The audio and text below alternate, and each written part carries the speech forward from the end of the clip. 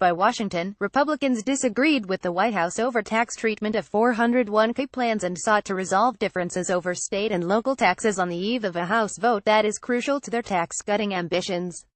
The jostling showed the challenge the party faces as House lawmakers prepare to lay out the fine print next week of their planned tax overhaul. Republicans have made public broad plans to reduce individual and corporate tax rates, but have left out many knotty details over who wins and who loses, and which.